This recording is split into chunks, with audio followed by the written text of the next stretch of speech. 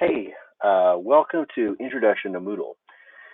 So what this is probably your second, maybe your first Moodle course, or second, depending on if you were the book club.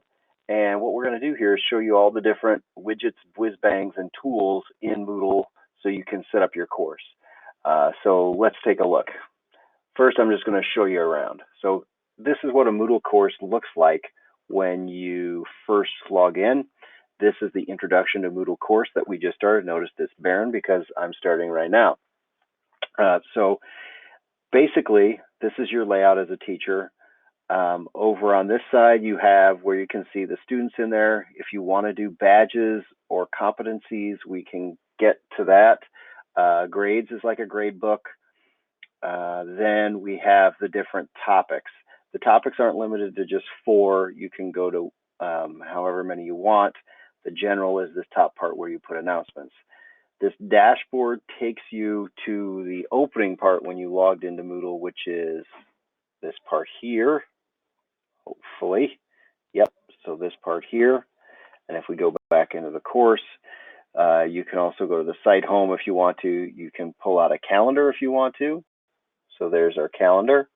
And you can put stuff on the calendar so kids can see the calendar and all sorts of fun stuff. We'll get to that as well. You have a private file section, which is like a server.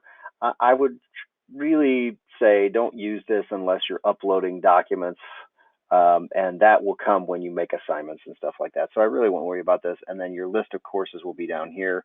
And then if I can get rid of these drawing tools, site administration, you probably won't see that. That's just for me. This can also go away by hitting these lovely 3 dots over here. So like if I want something to come back and I can go, okay, I don't want to look at the calendar anymore. I just want to go to general. There we go. We're back at general. We're back at the start. That's that side. On the other side is our different things where you can have notifications. You can turn them on and off and you can look at them. We don't have any. We can have private messages back and forth to people who are online or in the course, so you can send them quick messages. These will go out to email. So like if you send them a message here, it will email them. So you don't have to pop into your email and pop back. And it will, hopefully we get it set up so that you can send messages back in. And so it will go back and forth via email, but you could also message via this. To shut that, you click here. Here's all the stuff you get for yourself, which is you can look at your profile, your grades, your messages again, some preferences, and you can log out. This one won't show up for you. This is how I'm showing you what it looks like as a teacher. And then as a teacher, you get this cogwheel. Okay, students won't see this, or yeah, cogwheel. And so what this is you can edit the settings of the course, which we'll go into. You can turn on editing, which is content on the course. You can talk about course completion and how that works. We'll get to that. We'll talk about filters as well. We'll talk about how to set up your gradebook if you want to do that. This will probably be one of the last ones.